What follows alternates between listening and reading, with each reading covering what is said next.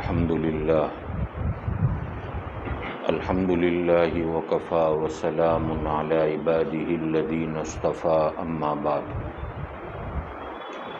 اعوذ باللہ من الشیطان الرجیم بسم اللہ الرحمن الرحیم یا ایہا الذین آمنوا ادخلوا فی السلم کافۃ ولا تتبعوا خطوات الشیطان انہ لکم عدو مبین صدق اللہ العظیم۔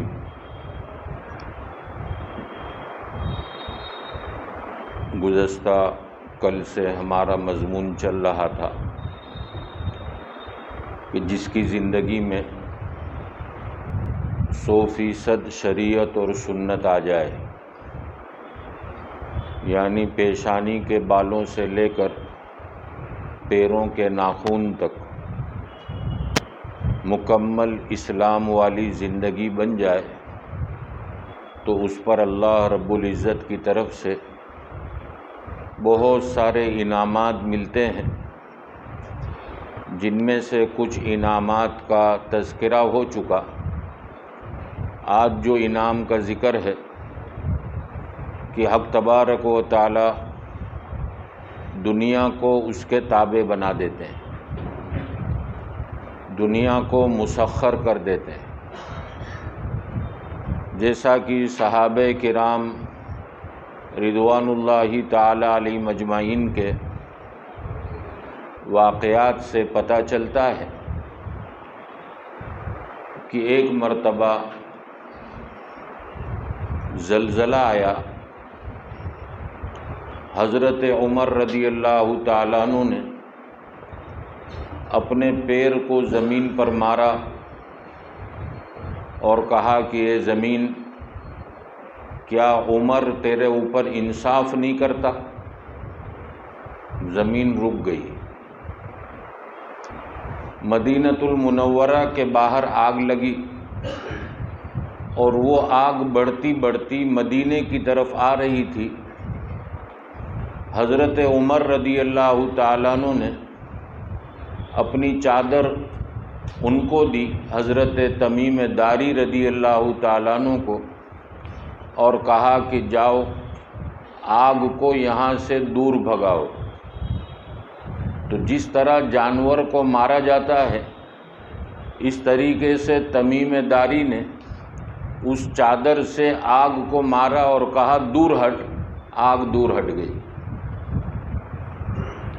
تو یہ جو ہے دنیا کو اللہ نے ان کے سامنے مسخر کر دیا، ان کے تابع بنا دیا۔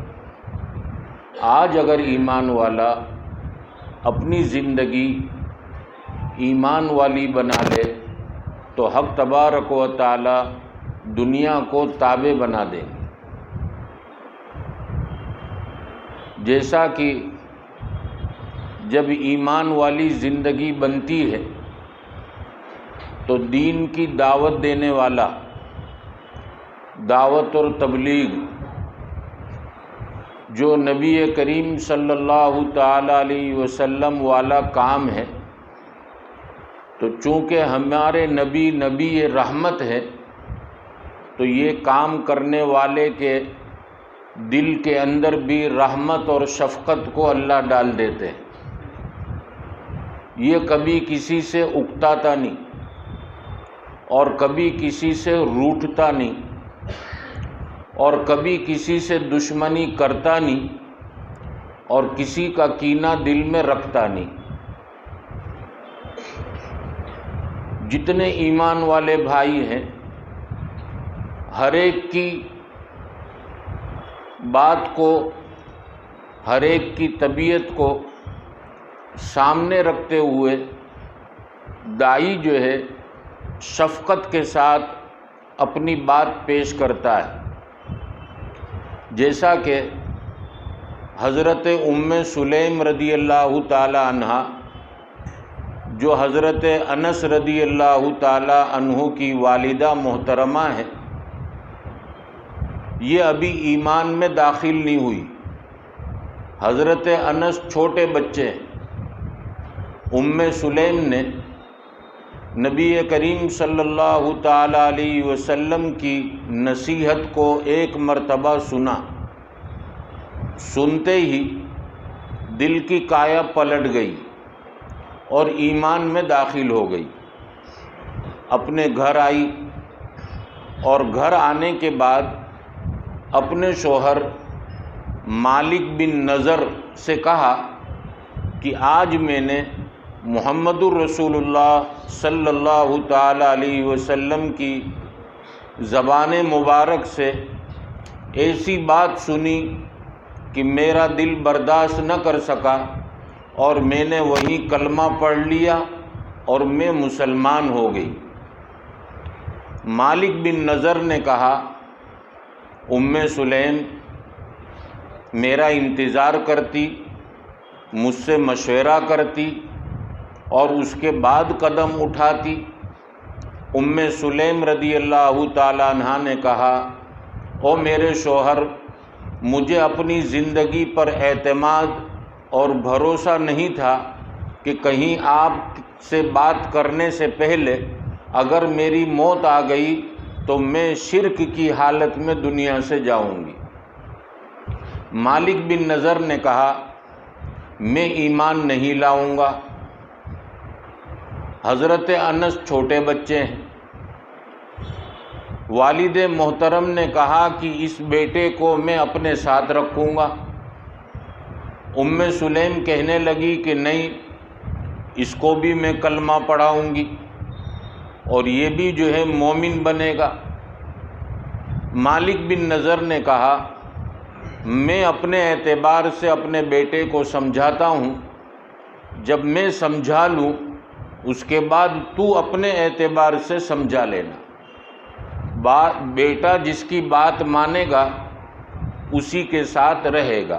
کہا ٹھیک ہے۔ مالک بن نضر نے اپنے بیٹے حضرت انس کے سامنے بہت ساری باتیں کی اور اس کے بعد ام سلیم رضی اللہ تعالی عنہ نے حضرت انس کے سر پر ہاتھ پھیرا اور پیارے آقا کی وہ پیاری نصیحتیں ان کے سامنے بیان کی۔ حضرت انس رضی اللہ تعالیٰ عنہ کبھی اپنے باپ کے چہرے کو دیکھتے اور کبھی اپنے ماں کے چہرے کو دیکھتے، اور ماں کے چہرے کو دیکھ کر حضرت انس کی زبان سے نکلا، اشہد ان لا الہ الا اللہ و اشہد ان محمد رسول اللہ۔ حضرت انس اپنی ماں کے ساتھ اسلام میں داخل ہو گئے۔ کچھ عرصے کے بعد مالک بن نضر کا انتقال ہو گیا۔ حضرت ام سلیم رضی اللہ تعالی عنہ کے پاس حضرت ابو طلحہ کا جو ہے پیغام آیا۔ یہ بھی ابھی اسلام میں داخل نہیں ہوئے تھے۔ ام سلیم نے ان کو کہا کہ ابو طلحہ، آپ کو اللہ نے خوبصورتی بھی دی، اللہ نے دنیاوی اعتبار سے آپ کو مال بھی عطا کیا، آپ کے رشتے کو کون ٹھکرا سکتا ہے، اور میں تو آپ کی رشتہ دار بھی ہوں، اور میں جتنا قریب سے آپ کو جانتی ہوں اور کوئی نہیں جانتا، اور میں بھی اس رشتے کو ٹھکرانا نہیں چاہتی، لیکن تمہارے اور میرے بیچ میں ایک چیز رکاوٹ ہے، اس چیز کو اگر دور کر لیا جائے تو یہ ہمارا رشتہ آسانی سے ہو جائے، اور وہ رکاوٹ ہے کہ میں ایمان والی ہوں اور آپ نے ابھی تک اسلام قبول نہیں کیا۔ اس کے بعد اسلام کے متعلق وہ باتیں اور وہ فرمان جو نبی کریم صلی اللہ تعالی علیہ وسلم کا تھا ان کے سامنے بیان فرمایا۔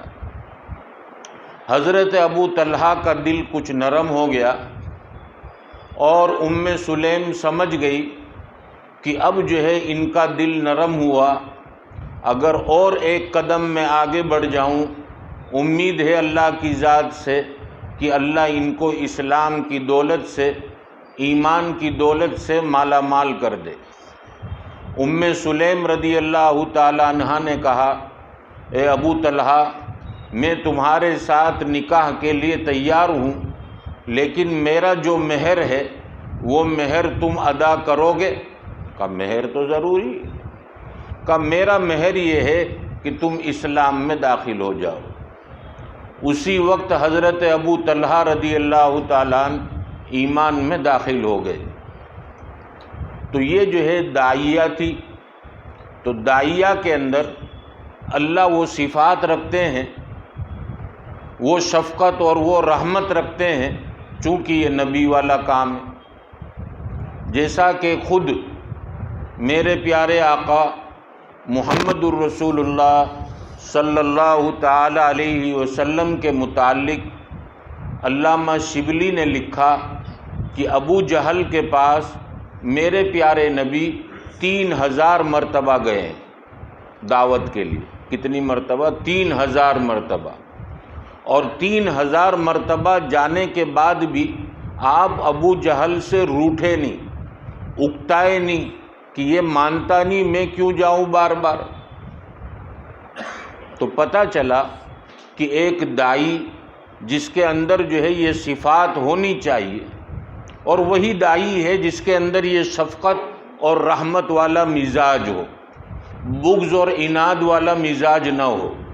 داعی کبھی کسی سے دشمنی نہیں کرتا، کبھی کسی کا کینہ نہیں رکھتا۔ تو جب جو ہے داعی ان صفات کے ساتھ چلتا ہے تو حق تبارک و تعالی دنیا کو اس کے سامنے مسخر کر دیتے، اس کے تابع بنا دیتے۔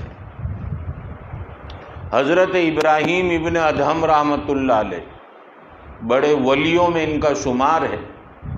ایک کشتی میں سوار ہو کر جا رہے ہیں، راستے میں پتہ چلا کہ طوفان بہت ہے سمندر میں، اور کبھی بھی ہماری کشتی ٹوٹ سکتی ہے اور کبھی بھی ہم ڈوب سکتے ہیں۔ لوگوں نے ابراہیم ابن ادہم رحمۃ اللہ علیہ کی طرف دیکھا اور کہا کہ آپ اللہ کے محبوب ہیں، آپ اللہ کے مقبول ہیں، آپ کا شمار اللہ کے ولیوں میں ہوتا ہے، اس مشکل گھڑی میں آپ ہمارے لیے دعا کر دیجئے۔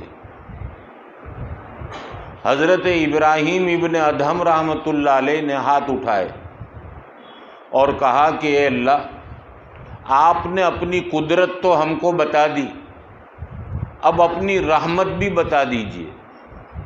اتنا کہنا تھا کہ جو ہے کشتی پانی پر ٹھہر گئی اور کنارے پر لگ گئی۔ تو اللہ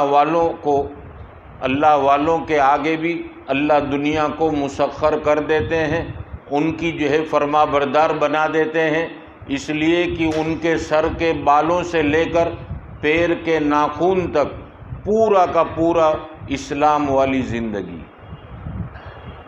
جس کو قرآن کریم نے کہا کہ پورے کے پورے اسلام میں داخل ہو جاؤ اور شیطان کی اتباع مت کرو۔ اتباع کہتے ہیں پیچھے پیچھے چلنا، جو شیطان نے دل میں بات ڈالی ہم اس کے پیچھے چل پڑے۔ قرآن کریم میں حق تبارک و تعالی نے خود ہمارے دشمن کو متعین کیا۔ آج میری نگاہ اور میرا دماغ جن کے بارے میں سوچتا ہے کہ یہ میرا دشمن، کا وہ تیرا دشمن نہیں ہے، اس لیے کہ تیرے دشمن کو اوپر سے بھی اور اندر سے بھی جاننے والی جو ذات ہے وہ اللہ کی ہے۔ ہم اپنے دوست اور یہ احباب میں دیکھتے ہیں کہ ایک آدمی ہمارے ساتھ گھومنے کے لیے بھی آ رہا ہے، ہمارے ساتھ کھانا بھی کھا رہا ہے، اور پھر پتہ چلتا ہے کہ اوہو یہی آستین کا سانپ تھا، یہی اصل میں میرا دشمن تھا۔ تو پتہ چلا کہ انسان کی نگاہیں اپنے دشمن کی شناخت اور پہچان نہیں کر سکتی، خود خدا نے جو ہے ہمارے لیے دشمن کو متعین کر دیا کہ ان الشیطان لکم عدو فاتخذوہ عدوا، شیطان تمہارا دشمن ہے، اسی کے ساتھ تم دشمنی رکھو۔ جو ہمارا ایمان والا بھائی اور جو ہماری ایمان والی بہن جب تک شیطان کا اتباع کرتی رہے گی وہ ہماری دشمن، اور جس دن شیطان کی اتباع کو چھوڑ دے گی وہ ہمارا دوست۔ ہمارے دوست اور احباب جو شیطان کی اتباع میں چل رہے ہیں، ایسی چیزوں کو اپنے اندر اختیار کیے ہوئے جیسا کہ لہو و لعب، تو شیطان کی اتباع کرنے کی وجہ سے یہ ہمارے ٹیمپروری دشمن بنے۔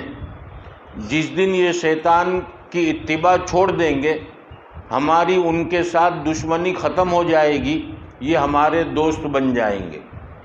جیسا کہ حدیث شریف میں نبی کریم صلی اللہ تعالی علیہ وسلم نے اشارہ فرمایا، من احب للہ وابغض للہ ومنع للہ فقد استکمل الایمان۔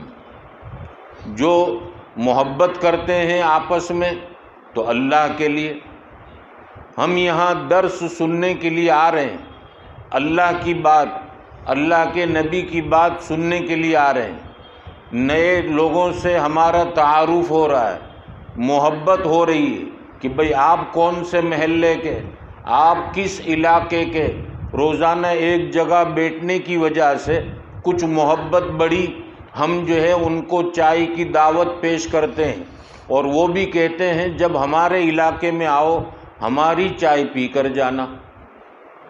تو یہ آپس میں محبت کس لیے ہوئی؟ اللہ کے لیے ہوئی۔ لیکن شیطان یہ اللہ والی محبت زیادہ نہ چلے اس کے لیے ایڑی چوٹی کا زور لگاتا ہے، اور ہمارے دل اور دماغ میں ان کے خلاف جو ہے باتیں ڈالتا ہے۔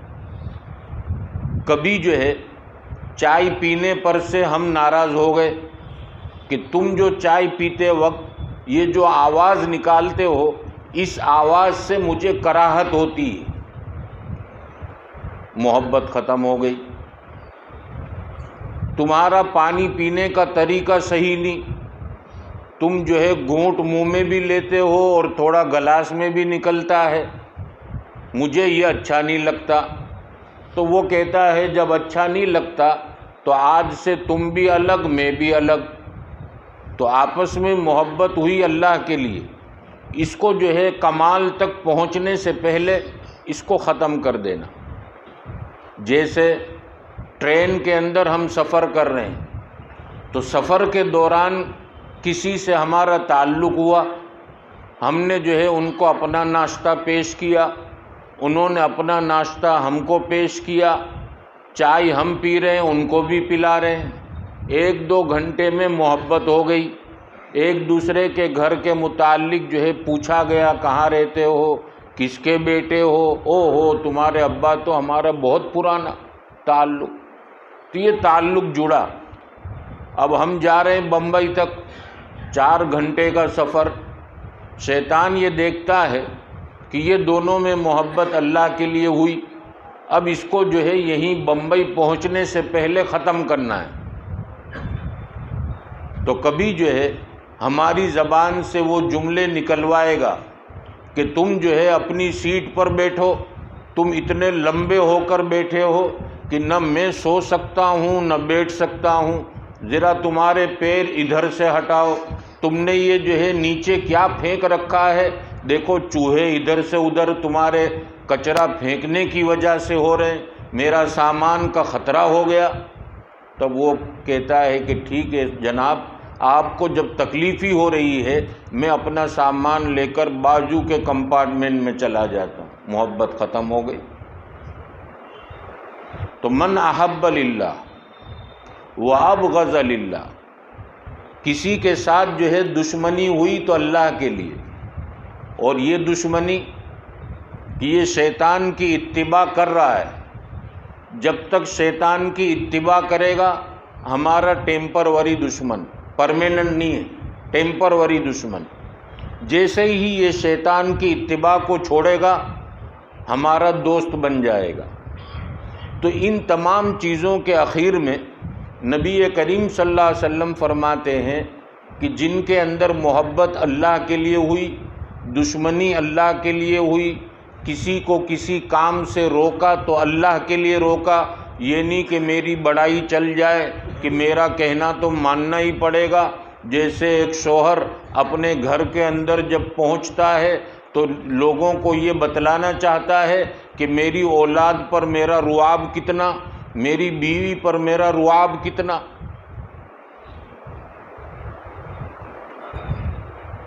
تو اسی سلسلے میں ہمارے اکابرین میں سے حضرت عمر جی بھائی نور اللہ عمر قدم گزرے ہیں، وہ اپنے بیان میں اکثر فرمایا کرتے تھے کہ اللہ نے تم کو ذمہ دار بنایا ہے، جمعدار نہیں بنایا کہ جب دیکھو جب ڈنڈا لے کر کھڑے ہو پولیس والے کی طرح۔ ذمہ دار ہو، اور ذمہ دار کا مطلب یہ نہیں کہ صرف رعب رکھنا، ذمہ دار کے اندر شفقت اور خدمت کا جذبہ زیادہ ہونا چاہیے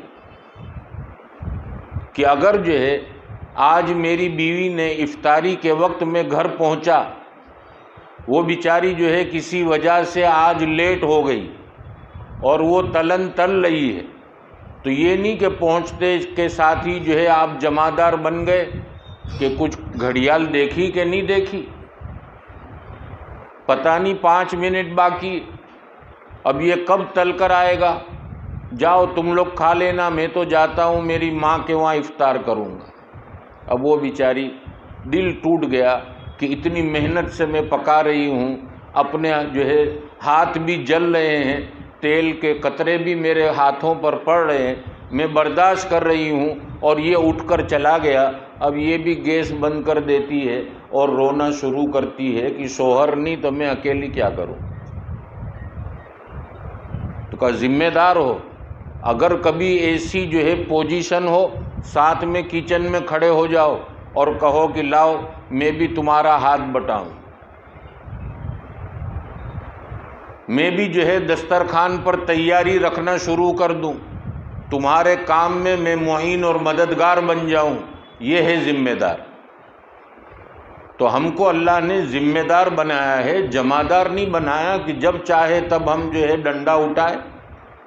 اولاد یہ ہمارے ذمہ اللہ نے رکھی کہ تم اس کی تربیت کرو، جیسے حضرت انس چھوٹے ہیں لیکن سلیم نے جب شفقت کے ساتھ ان کو سمجھایا تو ایمان جیسی دولت اللہ نے ان کو عطا فرمائی۔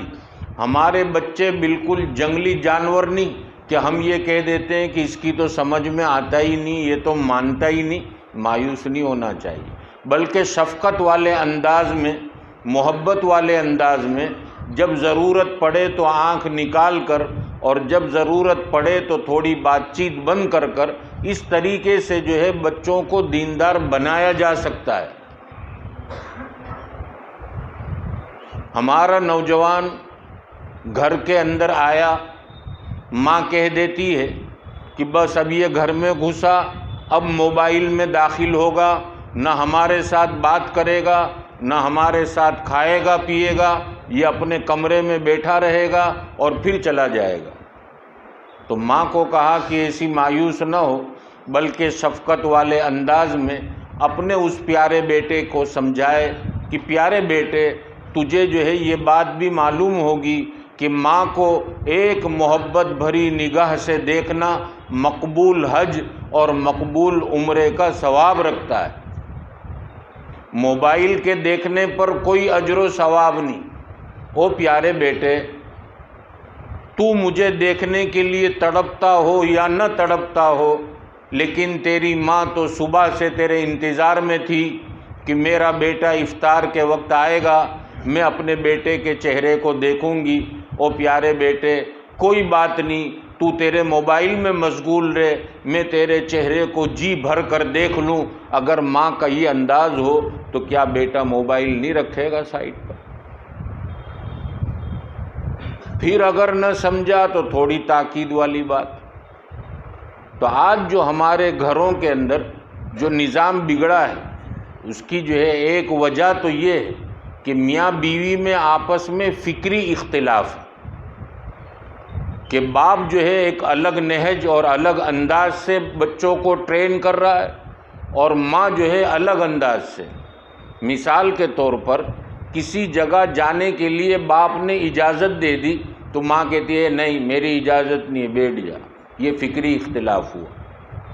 اور اس فکری اختلاف کا نقصان کیا ہے؟ فکری اختلاف کا نقصان گزشتہ کل آپ نے جو ہے کچھ دن پہلے حضرت نوح علی نبینا علیہ الصلاۃ والسلام کا واقعہ تراویح میں سنا۔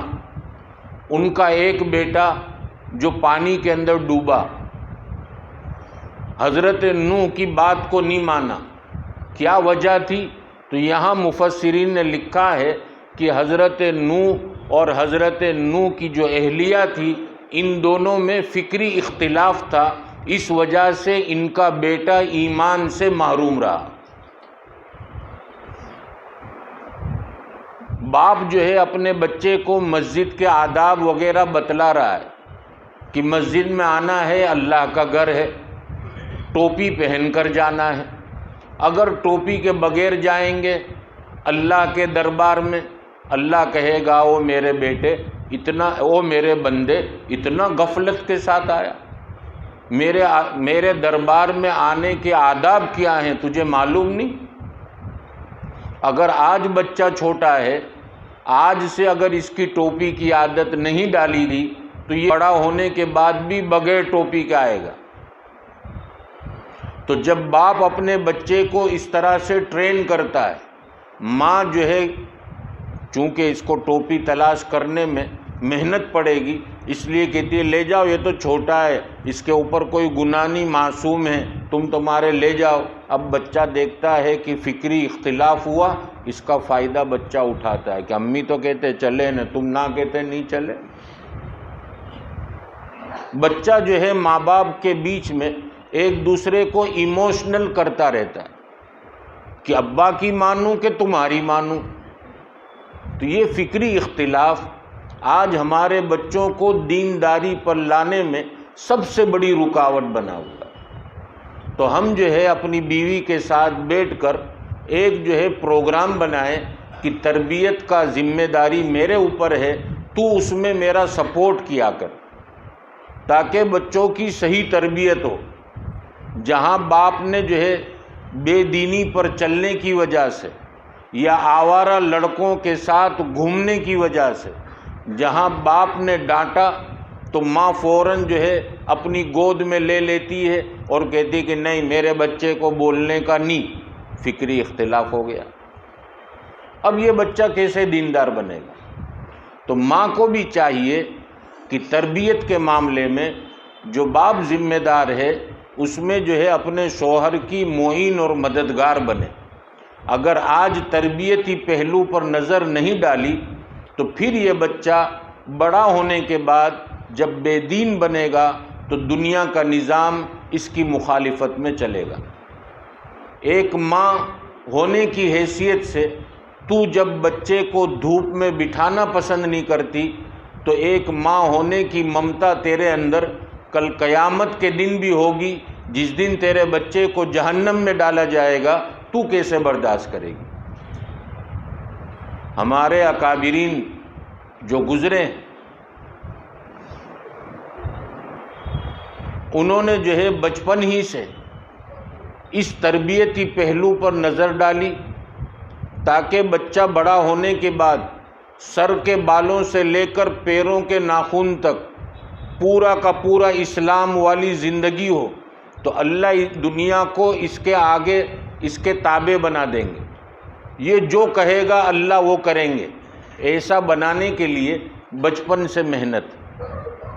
اب آئندہ کل اس پر انشاءاللہ کچھ واقعات نقل کروں گا کہ کس طرح سے جو ہے ہمارے بڑوں نے محنت کی اور اپنے بچوں کی تربیت کی۔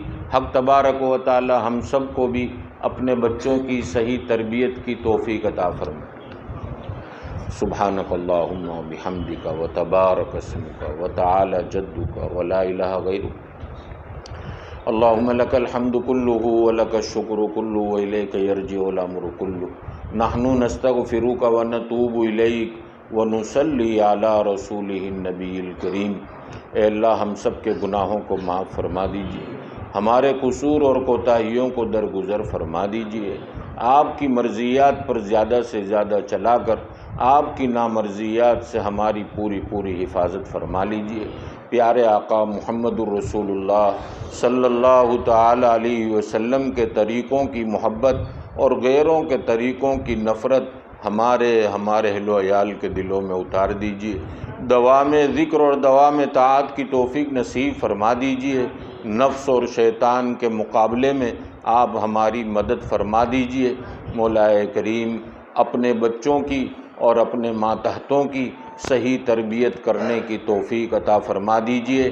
ہم سب بھی ہدایت کے محتاج ہیں، مولا کریم ہدایت کے نور سے ہمارے دلوں کو منور فرما دیجیے۔ ہماری روزیوں میں برکت عطا فرما دیجیے۔ ہمارے قرضوں کی ادائیگی کی غیب سے شکلیں اور صورتیں پیدا فرما دیجیے۔ ہماری ذلتوں کو عزتوں سے تبدیل فرما دیجیے۔ مولا کریم اب ایسی تندرستی عطا فرما دیجیے کہ اب کوئی بیماری نہ آئے۔ مولا کریم تمام ہلاک کرنے والی چیزوں سے، تمام ایکسیڈنٹوں سے اور بری موت سے، حادثات سے، آفات سے ہماری اولاد کی حفاظت فرما لیجیے۔ مولا کریم ہمیں کسی کا محتاج اور دست نگر نہ بنائیے۔ ہم کو خوب صحت، عافیت، طاقت، قوت، تندرستی، دنیا اور آخرت کی بھلائیوں سے مالا مال فرما دیجیے۔ مولا کریم جب ایک بندہ آپ کو چھوڑ کر کسی غیر کے سامنے ہاتھ پھیلاتا ہے، آپ کی شان رحیمی جوش میں آتی ہوگی اور فرشتوں سے کہتے ہوں گے کہ میرے نام کا دم بھرتا ہے، میری بندگی کا اقرار کرتا ہے اور میرے غیر کے سامنے ہاتھ پھیلا کر کھڑا ہے، میں پوری زندگی اس کو محتاج بنانے کا فیصلہ کرتا ہوں۔ مولا کریم ہم کمزور ہیں، آزمائش اور امتحان کے لائق نہیں ہیں۔ مولا کریم آپ اپنے خزانوں سے ہمارے خزانوں کو بھر دیجئے۔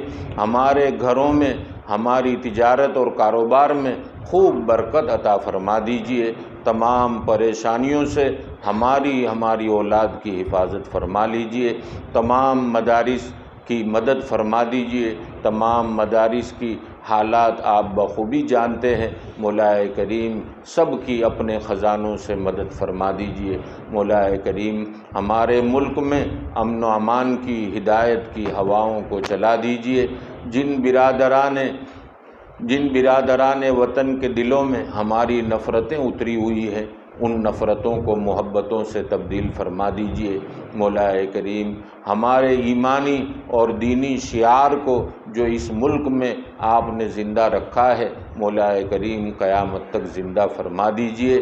مولا کریم فیشن پرستی کی ہوائیں جو بڑی تیزی کے ساتھ چل کر ہمارے گھروں تک آ چکی، مولا کریم اس فتنے سے ہماری اور ہماری نسلوں کی حفاظت فرما دیجئے۔ پیارے آقا کی ایک ایک سنت کو اپنی زندگی کے ہر شعبے میں جاری کرنے اور اپنانے کی ہم کو سعادت اور توفیق نصیب فرما دیجئے۔ ہم سب کو حرمین شریفین کی بار بار مقبول حاضری نصیب فرما دیجئے۔ مولا کریم آپ کے جتنے بندے یہاں موجود ہیں، سب کی جائز اور نیک تمنائیں پوری فرما دیجئے۔ اللہم صلی علی محمد النبی الامی وعلی آلہ وسلم تسلیما۔ سبحان ربک رب العزت عما یصفون وسلام علی المرسلین والحمد للہ۔